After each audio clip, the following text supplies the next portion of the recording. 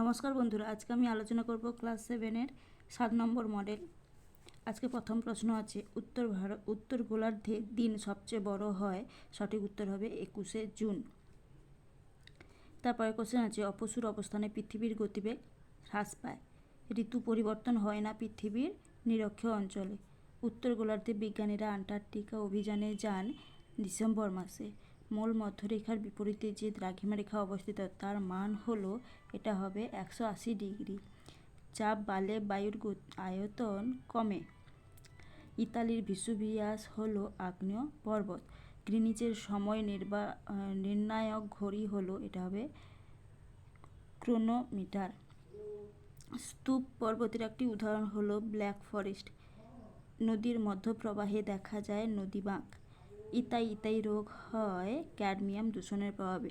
পোল্ডার ভূমি গঠনে গুরুত্বপূর্ণ ভূমিকা গ্রহণ করে চক্রখাল। লন্ডন অববাহিকার রিডিং বিস্কুট শিল্পের জন্য বিখ্যাত। রুডো শিল্পাঞ্চলে কৃষিকাজের প্রধান পদ্ধতি হল মিশ্র কৃষি। ইউরোপের দীর্ঘতম নদী হল ভলগা। ইউরোপ ও এশিয়া মহাদেশের সীমানায় ইউরাল পর্বত অবস্থিত। তারপর শূন্যস্থান দেখো, প্রথম আছে পৃথিবী সূর্যের চারপাশে ঘুরছে। এই ধারণা প্রমাণ করেন নিকোলাস কোপারনিকাস। তারপরে আছে দক্ষিণ গোলার্ধের ক্ষুদ্রতম দিন হলো 21শে জুন তারিখে। ভারত গ্রিনিচের পূর্ব দিকে অবস্থিত। তারপরে আছে নদী উপত্যকা দ্বারা বিচ্ছিন্ন মালভূমিকে ব্যবচ্ছিন্ন মালভূমি বলে। তারপর হবে ভূমধ্যসাগরীয় জলবায়ুর প্রধান উদ্ভিদ হলো জলপাই। ইউরোপ ও আফ্রিকাকে পৃথক করেছে ভূমধ্যসাগর। তারপরে শুদ্ধ অশুদ্ধ দেখো, প্রথমে আছে টেমস নদীর প্রধান উপনদী হলো লি, এটা হচ্ছে শুদ্ধ। তারপর হচ্ছে হিরেকাটা ও পালিশ শিল্পের জন্য আমস্টারডাম বিখ্যাত, শুদ্ধ। তারপর ইউট্রিফিকেশনের ফলে জলে কার্বন ডাই অক্সাইডের মাত্রা কমে যায়, এটা হচ্ছে অশুদ্ধ। তারপর হচ্ছে গিয়ে এটা হবে বেড়ে যায় হবে। তারপর হচ্ছে নদীতে পলি সঞ্চিত হয়ে প্লাবনভূমি সৃষ্টি হয়, এটা হচ্ছে শুদ্ধ। তারপরে বাম দিক ডান দিক দেখো, প্রথমে হচ্ছে খাঁড়ি, এটা হবে ফানেল আকৃতি। তারপর হচ্ছে আমস্টারডাম হবে নেদারল্যান্ড।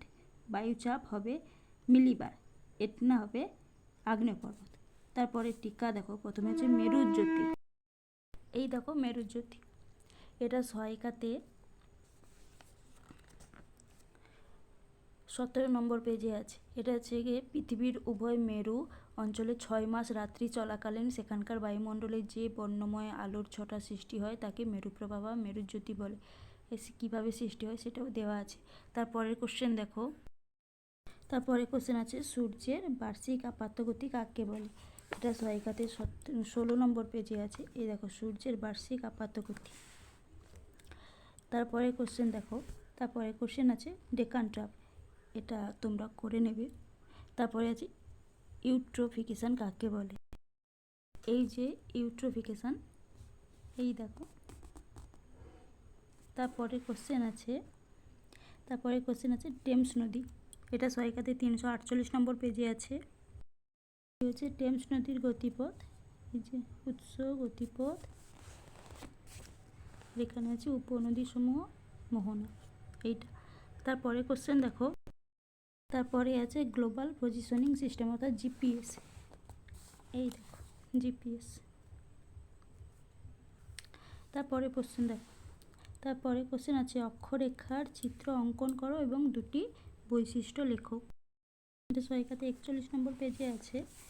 এই দেখো অক্ষরেখা, আর এই যে পৃথিবীতে নিরক্ষরেখার উভয় দিকে সমান অক্ষাংশ বিশিষ্ট স্থানগুলিকে পূর্ব পশ্চিমে বেষ্টিত যে বৃত্তাকার কাল্পনিক রেখা দ্বারা যুক্ত করা হয় তাদের অক্ষরেখা বলে। আচ্ছা, তাহলে আমরা এখান থেকে বৈশিষ্ট্য লিখতে পারবো যে পূর্ব পশ্চিমে বেষ্টিত এই যে রেখাগুলো। আর এছাড়া হবে পৃথিবীর উভয় গোলার্ধে নিরক্ষরেখার সমান্তরাল 1 ডিগ্রি অন্তর 89টি সমান্তরাল অক্ষরেখা বৃত্ত কল্পনা করা হয়েছে। তারপরে কোশ্চেন দেখো, পরে কোশ্চেন আছে স্থানীয় সময় আর প্রমাণ সময়ের মধ্যে পার্থক্য, এটা সহায়িকাতে 48 নম্বর পেজে আছে। এই দেখো স্থানীয় সময় আর প্রাণীয় সময়, এর হচ্ছে পার্থক্য। পরে কোশ্চেন আছে চিত্রসহ স্তূপ পর্বতের 3টা বৈশিষ্ট্য। আচ্ছা, চিত্রটা তোমরা বই থেকে করে নেবে, এছাড়া এই যে স্তূপ পর্বতে, এখানে ভঙ্গিল পর্বত, স্তূপ পর্বত আর আগ্নেয় পর্বতের পার্থক্য আছে। তো এখান থেকে বৈশিষ্ট্য লিখতে হলে এখান থেকে যে কোনো 3টা লিখলেই হবে। তারপরে কোশ্চেন দেখো, তারপরে কোশ্চেন আছে ট্রাক ফার্মিং কাকে বলে। এটা সৈকতে 351 নম্বর পেজে আছে। এই দেখো ট্রাক ফার্মিং, বাজার বাগান কৃষিতে প্রতিদিনের প্রয়োজনীয় শাকসবজি, ফুল ও ফল চাষ করা হয়। সেই সমস্ত দ্রব্য নিকটবর্তী মহানগরের বাজারে সরবরাহ করা হয়। কৃষিক্ষেত্র থেকে একেবারে শহরের মধ্যে বাজারে শাকসবজি নিয়ে আসার জন্য ট্রেন অপেক্ষা ট্রাকই বেশি সুবিধাজনক। এই শহরতলি অঞ্চলের এমন বাজার বাগান কৃষিকে ট্রাক ফার্মিং বলে। তারপরে কোশ্চেন, এরপরে আছে অশ্বক্ষুরাকৃতি হ্রদ কি। এটা আছে সহায়িকাতে 125 নম্বর পেজে আছে। এই দেখো অশ্বক্ষুরাকৃতি হ্রদ। আচ্ছা, তারপরে কোশ্চেন আছে আর্সেনিক দূষণ কাকে বলে। এটা 191 পেজে পাবো।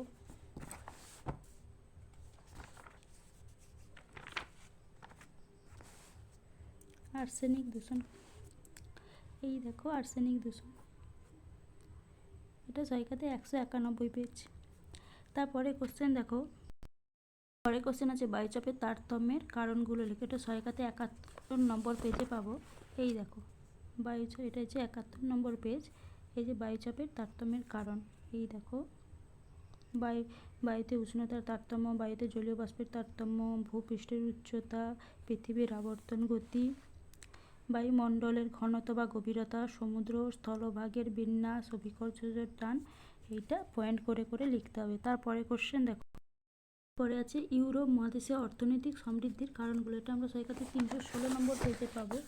এই দেখো ইউরোপ মহাদেশে সমৃদ্ধির কারণ, কেন্দ্রীয় অবস্থান, অনুকূল জলবায়ু, সামুদ্রিক উপদ্বীপীয় অবস্থান, শিল্পোন্নতি, খনিজ ও শক্তি সম্পদ, কৃষিকাজ ও পশুপালন, তারপর হচ্ছে ভগ্ন উপকূল রেখা। এইটা পয়েন্ট করে করে লিখতে হবে। তারপরে কোশ্চেন দেখো, পরের কোশ্চেন আছে পোল্ডার ভূমি কি, এটি কিভাবে তৈরি হয়েছে। এটা সৈকতে 354 নম্বর পেজে পাবো। এই যে পোল্ডার ভূমি কিভাবে তৈরি করা হয়েছে। তো এটা হচ্ছে পোল্ডার ভূমি কাকে বলে, পোল্ডার ভূমি বলে। তো এটা হচ্ছে পোল্ডার ভূমির সংজ্ঞা আর কিভাবে সৃষ্টি হয়েছে এইটা। তারপরের কোশ্চেন দেখো, তারপরের কোশ্চেন আছে মানব জীবনে পর্বতের ভূমিকা। কি হচ্ছে মানব জীবনে পর্বতের ভূমিকা। এই দেখো এছাড়া এই যে অনেকগুলো পয়েন্ট দেওয়া আছে। ছিল আজকের আলোচনা। যদি ভিডিওটা ভালো লাগে তাহলে অবশ্যই আমার চ্যানেলটিকে সাবস্ক্রাইব করবে। ধন্যবাদ।